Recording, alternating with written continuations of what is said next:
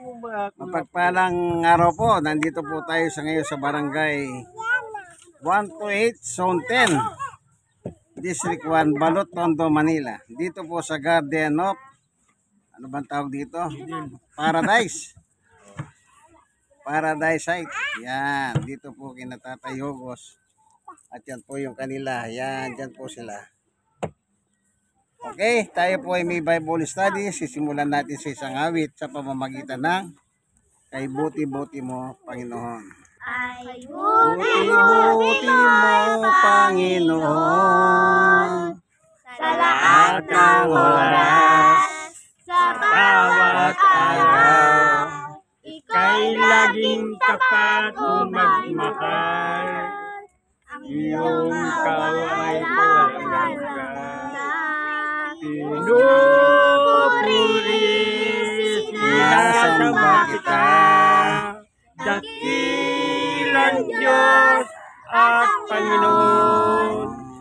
Tunay nga ika'y walang katulad. Tunay nga ika'y di nagbabago. Ang buti ng Diyos sa aming Aming nagmamahal. Kay buti-buti mo, Panginoon, sa lahat ng oras, sa bawat araw, ika'y laging tapat kung magmahal. Iyong kaway walang hanggan. Pinupuri, sinasamba kita, dakilang Diyos at Panginoon. Tunay nga ika'y walang katulad. Tunay nga ika'y di nagbabago. Mabuting Diyos sa aming nagmamahal. Mabuting Diyos sa aming nagmamahal. Salamat po, Panginoon Diyos. Minsan pa, pangunahan mo kami ng iyong Santong Espiritu sa aming pag-aaral ng iyong salita. Salamat po sa ngalan ni Jesus. Amen. Basahin mo yung Isaiah chapter 7 verse 14. Kaya? Apo, Isaiah chapter 7 verse 14. Ito po yung ating pagkukunan ng paksa dito na merong maglilihi ng isang dalaga. Maglilihi siya, walang ibig sabihin, wala siyang asawa. Yan, maglilihi na walang asawa. Yan ang ating papaksayin, ano? Sino ba yung maglilihi na yan? Opo. Yan, pag nakita nyo po, basahin nyo po, ano? Babasahin na po. Dahil dito, si Yahweh mismo ang nagbibigay sa inyo ng palatandaan. Maglilihi ang isang dalaga at magsisilang ng isang sanggol na lalaki. At tatawagin sa pangalan Emmanuel. Yan, amen. Meron pong tinutukoy dyan ang Biblia si Isaiah na dalaga. Dito sa footnote, meron nakalagay dito, basahin ko lang, ano, dalaga. Sa wikang Hebreo, ang salitang ginamit ay hindi ang partikular na katagang ginagamit para sa salitang birhen. Subalit sa isang katagang tumutukoy sa sino mang babaeng maaari ng mag-asawa. Yung palang dalaga, ibig sabihin, pwede nang mag-asawa. Pag nakakita kayo ng dalaga, ibig sabihin, pwede nang mag-asawa. Ano ba? Dito sa kultura ng Pilipino, kailan magiging dalaga ang isang babae? Pag 18 na. Pag 18 ng babae, ang tawag sa kanya dalaga. So, doon nagsisimula na pwede na pong mag-asawa ang isang dalaga o babae. Ano po? Tignan, yan po nakalagay dito. Binasa ko lang po yan, ha. Sa footnote ng poemen. Ang Biblia ng mga pastor. Ayan. Ngayon, meron pa nakalagay dyan, yung salitang Emmanuel. Sa wikang Hebreo, ang kahulugan ng pangalang ito ay kasama natin ang Diyos. God with us. Ayan, ano. Yan ang ibig sabihin naman sa wikang Hebreo. Ibig sabihin, nasa atin ang Diyos. Kailan nasa atin ang Diyos? Nang ipinanganak po si Jesus. Okay. Ito'y ula. Ula ni Propeta Isaiah sa kanyang panahon. At ito'y nangyari, kailan ba nangaral si Isaias? Tignan natin sa kanyang, dito po sa unang aklat, aklat ni Isaias, nakalagay dito, basahin ko lang ha. Ang pamagat ng aklat na ito ay kinuha sa pangalan ng isang dakilang propeta na nirahan sa Jerusalem noong uling bahagi ng ikatlong siglo BC. Ayun, ay kawalong siglo. Uling bahagi ng ikawalong siglo BC, before Christ yung BC. Yan. Nakita natin ano. Ang katuparan naman nitong ula nito, doon sa Mateo. Tateo ko, sa Mateo naman ang basahin mo. Dito makikita natin yung katuparan. Kapag ula sa lumang tipan, meron siya katuparan sa bagong tipan. Doon sa bagong tipan, doon niya pinapaliwanag yung ula. Tandaan nyo, yung ula doon at katuparan dito, malalaman na natin yan. O Tatayo Gos, basahin mo Mateo 1,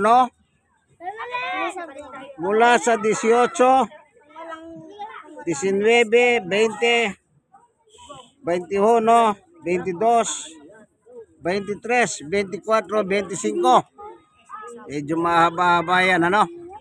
Pero tingnan natin para makita natin yung tinutukoy dito ni Propeta Isaias.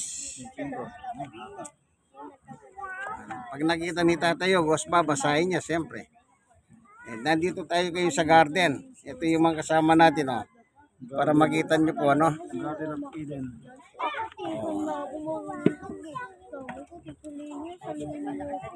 Yan. Si Tatayo Gos po, maraming apo. Mayaman siya sa apo. Kung meron man milyonaryo, siya naman milyonaryo sa apo. Di ba, brother, ano? Ayan. Sila po yung magkapatid. Kanya, matanda po ito. Kaya commander siya. Ng pamilya. Okay, nakita mo na ba, Tatayo Gos? Nakita ko na po. O, sige, sige. Matthew 1, Kapitulo 1, Talata 18. Oh. Hanggang 25 ah. Hanggang 25 no. Oh. Ito ang naganap ng pinanganak si Jesus Kristo. Si Maria na kanyang ina at si Jose ay nakatagda ng magpakasal. Ngunit bago sila makasal, nagdadalang tao na si Maria sa pamagitan ng kapangyarihan ng Espiritu Santo. Subalit, dahil isang matuwid na tao si Jose, ang kanyang mapapangasawa at ayaw nitong malagay sa kahiyan si Maria, binalak niyang hiwalayan si Maria ng palihim. Ngunit habang pinag-isipan ito ni Jose, nagpakita sa kanya sa panaginip ang isang anghel ng Panginoon. Sinabi dito sa kanya, Jose, anak ni David, huwag kang matakot na pakasalan si Maria sapagkat ang sanggol na dinadala niya ay mula sa Espiritu Santo. Magsisilang siya ng isang batang lalaki at si Jesus ang pinapangalan mo sa sanggol sapagkat ililigtas niya ang kanyang bayan sa kanila mga kasalanan. Nangyaring nga ang lahat ng ito upang matupad ang sinabi ng Panginoon sa pamagitan ng propeta. Maglilihi ang isang birhen at magsisilang na isang sanggol na lalaki. At tatawagin ito Emmanuel. Ang kahulugan nito, kasama natin ang Diyos. Sa 24. Nang magising si Jose, sinunod niya ang utos ng anghel ng Panginoon at pinakasalan niya si Maria. Ngunit hindi niya sinipinga si Maria hanggang magsilang ito ng isang anak na lalaki. Si Jesus nga ang pinangalan ni Jose ang sasanggol. Amen. Ayun. Maliwanag ano po? Binasa ni Tatay Ogos. Yung biren doon o yung dalaga, ibig sabihin pala ng dalaga, malapit na mag-asawa o pwede na mag-asawa. Hindi ginamit yung salitang biren, dalaga. Si Maria yun. Si Maria ang tinutukoy doon sa hula na maglilihi, isang babae. Kasi po, dalaga na si Maria. Ibig sabihin ng dalaga pala sa wikang Hebreo, pwede nang magpakasal o mag-asawa. So may planong mag-asawa kay Jose. Pero nang malaman ni Jose na nagdadalang tao si Maria, siyempre ang sabi ni Jose siguro, haba may nakasingit pala sa akin. May nauna na pala sa akin. Iwalayan ko na lang limito. Kanya lang ang problema, habang nag-iisip ng paraan itong si Jose, nakatulog. Nakatulog.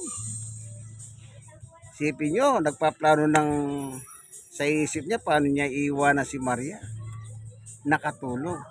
So, kinausap siya ng anghel ng Panginoon ngayon. Sabi niya, Jose, huwag kang mag-alala, wala naman nakasingit sa iyo eh.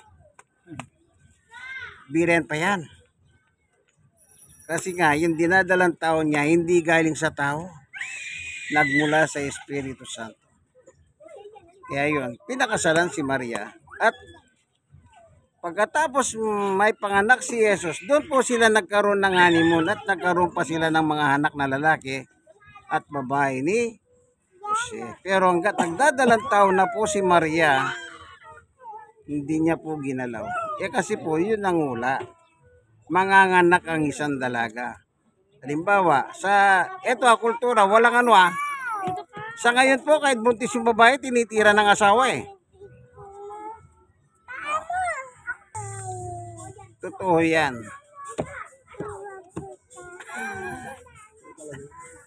Okay, balik tayo. So, maliwanag po nangyari yung hula. Yung hula, sa kaganapan, alam nyo kung gaano nakatagal yon. Isipin nyo, sa uling bahagi ng ika-8 siglo. Nagsimulang mangaral si Propeta Isaias. So magbilang kayo doon.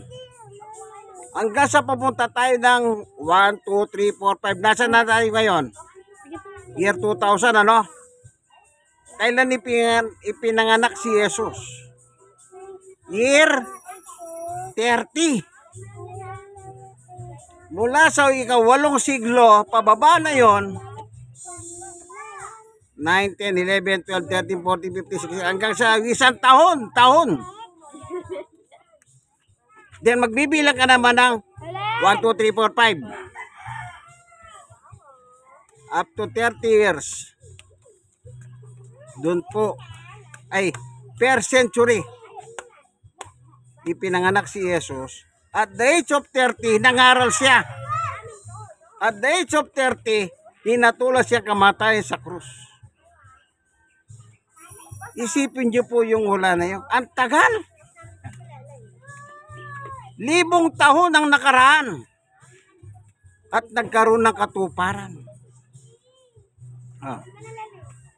Na isang babae. Ang babae pa lang yun ay si Maria.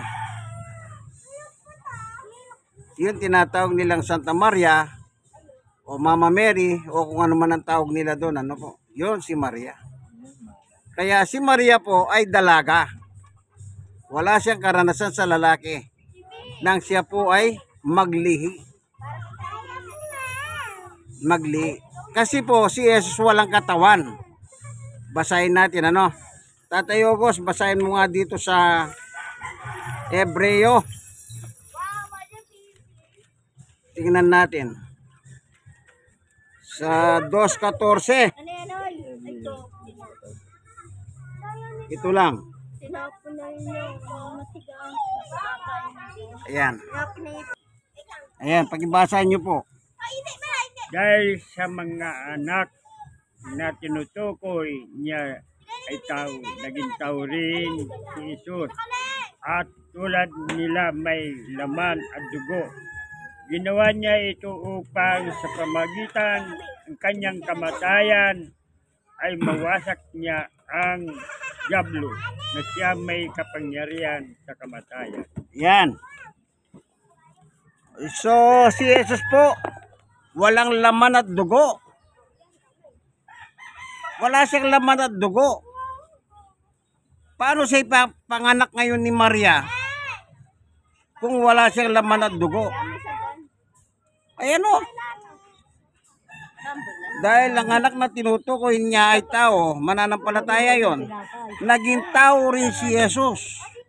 Tulad nila, may laman at dugo. Paano nangyari yun, kaibigan? Dito po sa isang talata, Hebreo chapter 10, Tatay Ogos.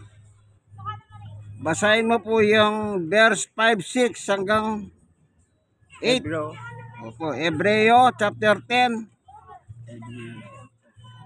verse 5, 6, 7, 8. Yan, hanggang 8. Sa 9,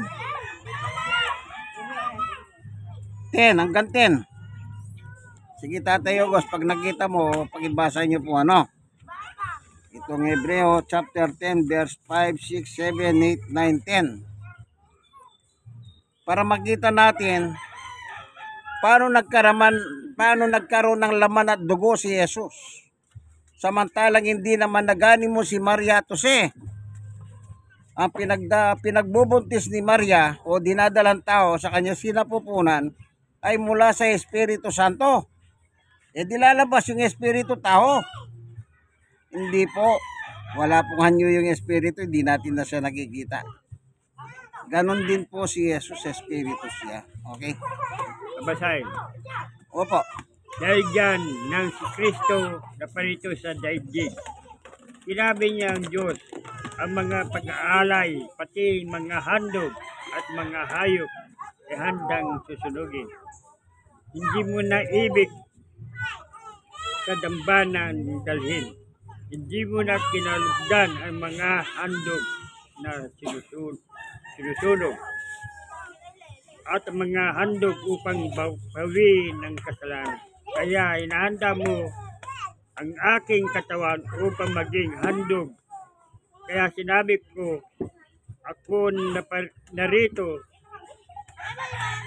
O Diyos,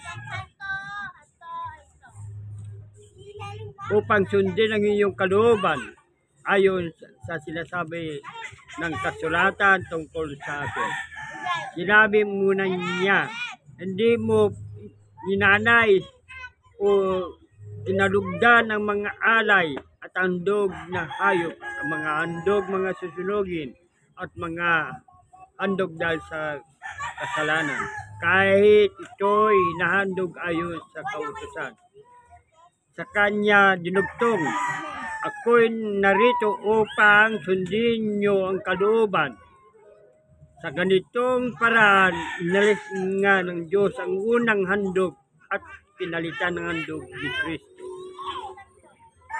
At dahil sinunod niya ang kalooban ng Diyos, tayo ay ginawang banal ni si Jesus Kristo sa pamagitan ng misanan, paghahandog ang kanyang sarili at iyon ay sapat na. Amen. Oh, maliwanag po ano?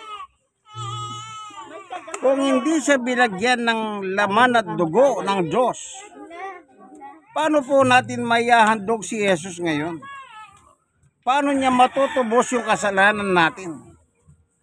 Kaya sinasabi ron, yung nagdalang tao si Maria, yung katawan na sinasabi po dito sa Hebreo chapter 10 verse 5 hanggang binasa ni Tatay Ogos, na anong sinabi niya?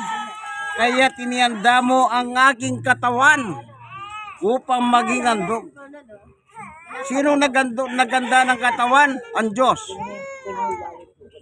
Para kanino yung katawan? Para kay Jesus. Para saan yun? Upang ihandog sa krus. Oh. Kaya yung dinadalang tao ni Maria, hindi galing sa tao yon. Nagitulad lang sa tao na may laman at dugo. Tayo po yung may laman at dugo na tinularan ni Jesus.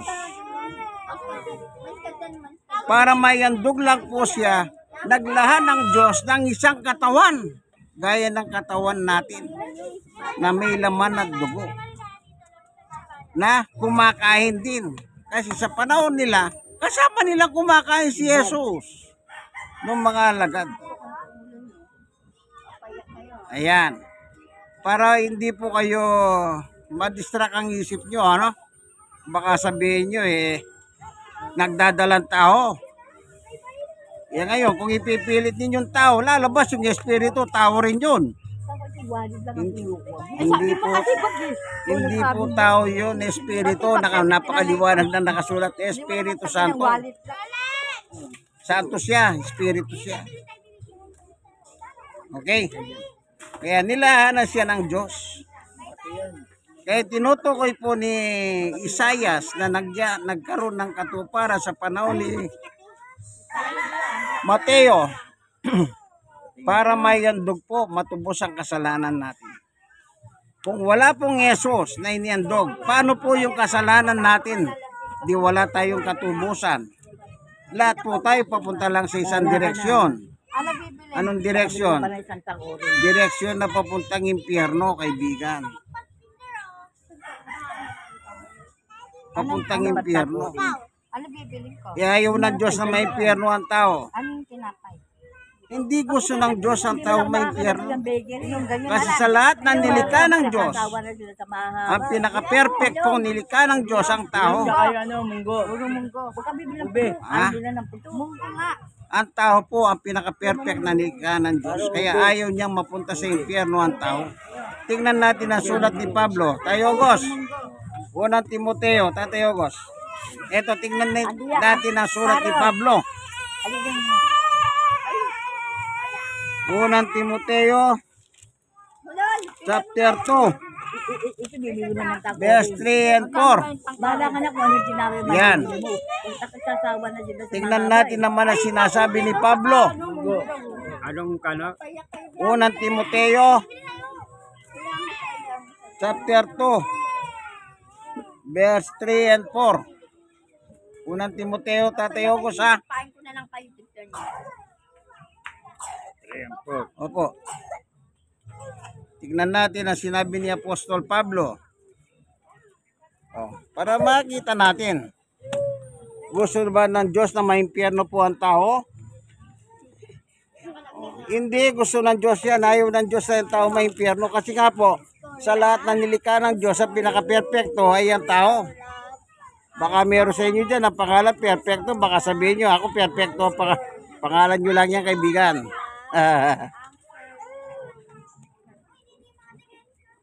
Babasahin po.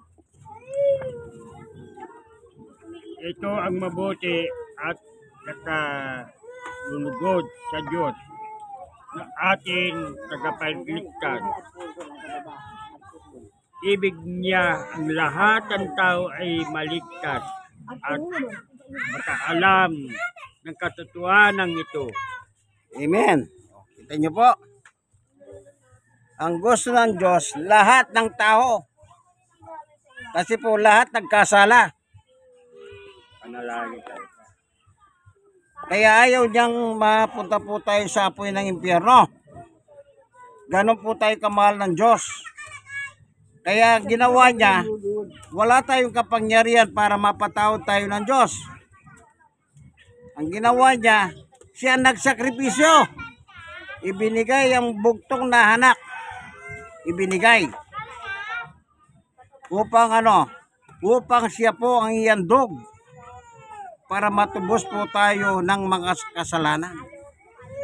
Alam nyo kung walang Yesus, sinasabi ko nga po sa inyo, lahat tayo papunta sa isang lugar, impyerno. Pero hindi gusto ng Diyos yun. Ang gusto niya maligtas tayong lahat at malaman yung katotohanan. Kaya meron tayong Bible study. Ano yung purpose niyan? Upang malaman natin yung katotohanan na ayaw ng Diyos na tayong mga tao mapunta po sa impyerno. Ang gusto niya, lahat tayo palangit. Lahat ng tao ay maligtas. Meron ba sinabi, kayo, hindi kayo kasali? Hindi. Lahat ng tao, yan ang gusto ng Diyos at kalooban niya. Ngayon, kung dumating mo po sa panahon na hindi po kayo sumampalataya, problema nyo po yan. Hindi ko problema yan. At hindi lalong problema ng Diyos yan. Bakit? May mga salita ng Diyos, ayaw mo makinig. Makinig ka naman, ayaw mo naman sumunod. Hindi po pwedeng ganon. Bagamat yung pakikinig, mabuti yan. Kasi dyan nagsisimula lahat talaga. Mas maganda, hindi mo lang siya pinakinggan, sundin mo pa siya, kaibigan. Maging sa tahanan po, meron kayong tatay, meron kayong nanay, subukin nyo. Huwag kayong sumunod sa inyong mga magulang. Anong gagawin ng magulang nyo? Papalakpak ba sila? Ay, ang anak ko, salamat! Hindi ka marunong sumunod. Palo pa. Yung iba, pag hindi ka sumunod sa tatay mo,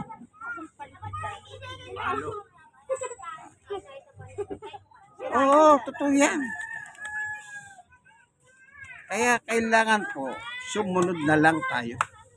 Kagaya ni Jesus, anong sabi niya? Narito ako upang sundin ang kalooban mo. Kung siya nga anak siya, marunong siya sumunod. Isipin niyo po yan, si Jesus mismo.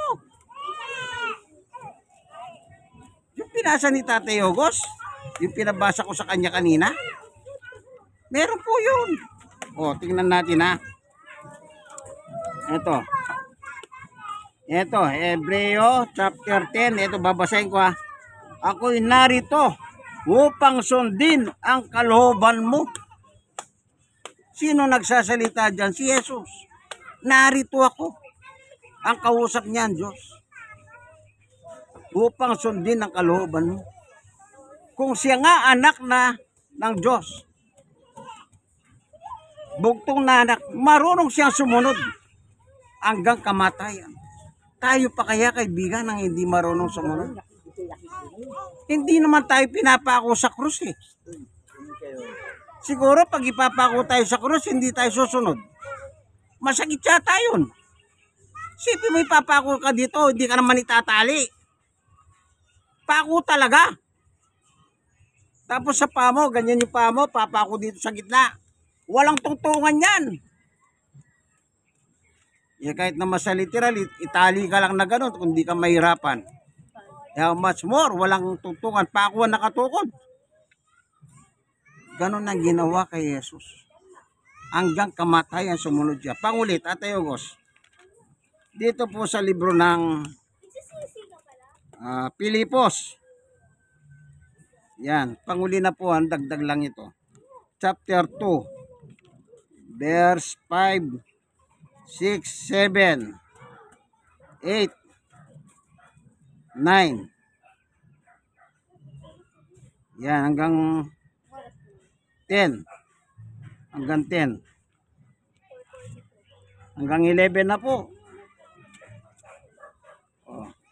Pilipos chapter 2, verse 5, 6, 7, 8, 9, 10, 11. Tignan nyo po ang pagsunod ni Jesus. Kung hanggang saan. Dito po tayo ngayon sa Barangay 128, Zone 10, District 1, Balot, Tondo, Manila. Dito po tayo sa garden. Sabi nga ni Brother Marlon, Garden Paradise. Garden of Eden, sabi nga ni Brother Marlon kanina. Ayan. Ang tawag naman po dito, paradise. Parehas lang naman yun. Paradise tsaka garden, pareho lang. Paradise. Di po ba? Nakita mo na, Tatay Ogos. Para lang makita nyo po. Maganda po dito. Yan. Taas natin yan.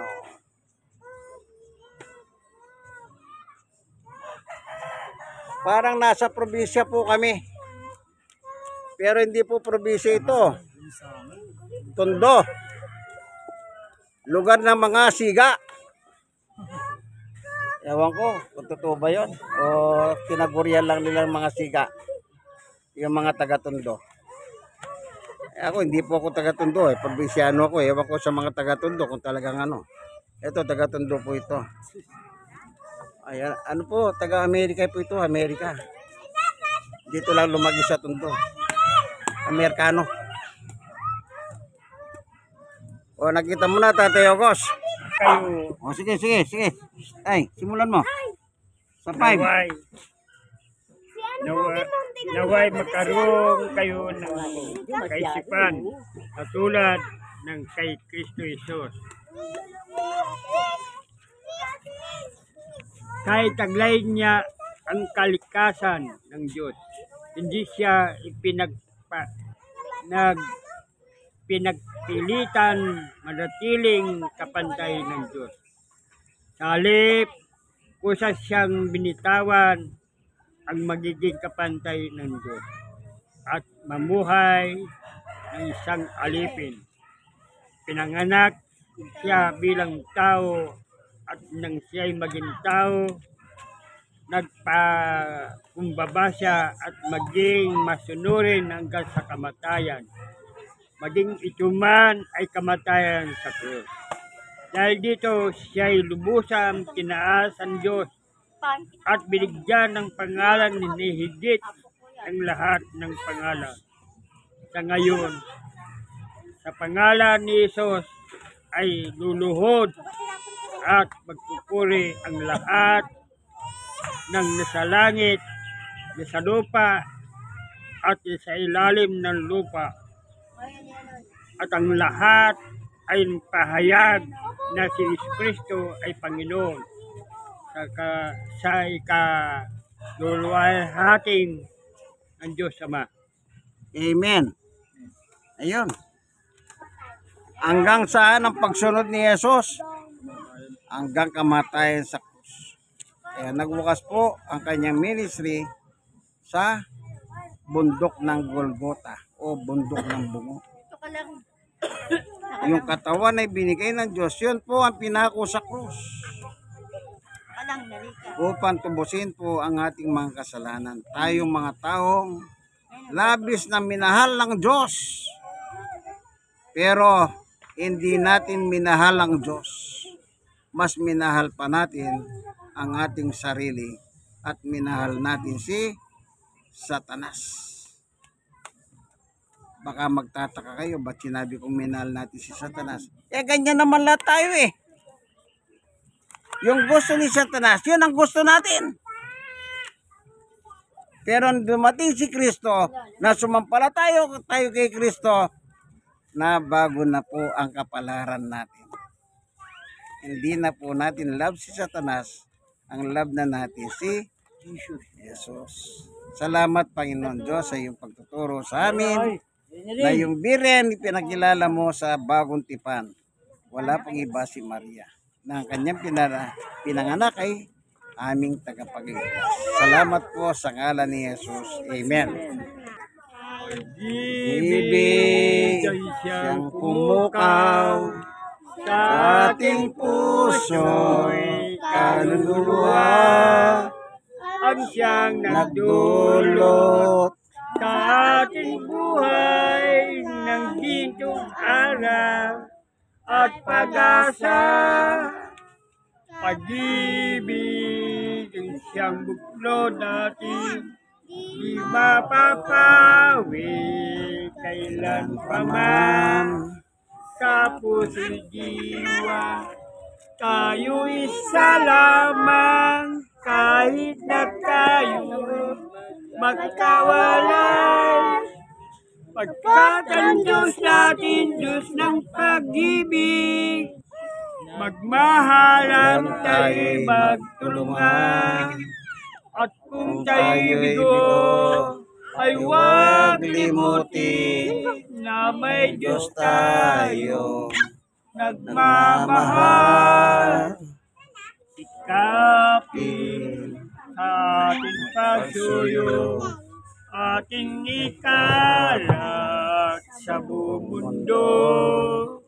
Pag-ibig ni Jesus ang siyang subako sa bawat pusong uhaw sa pagsuyo. Pagkat ang Diyos natin, Diyos ng pag-ibig, magmahalan tayo'y magtulungan. At kung tayo'y bigo, ay huwag limutin na may Diyos tayong nagmamahal. Diyos ay pag-ibig. Maraming pong salamat sa iyo, Panginoong Diyos, sa iyong pagtuturo sa amin. Pinakain mo na naman po kami ng iyong pagkain pangkaluluwa at tinalimo po ang aming espiritu.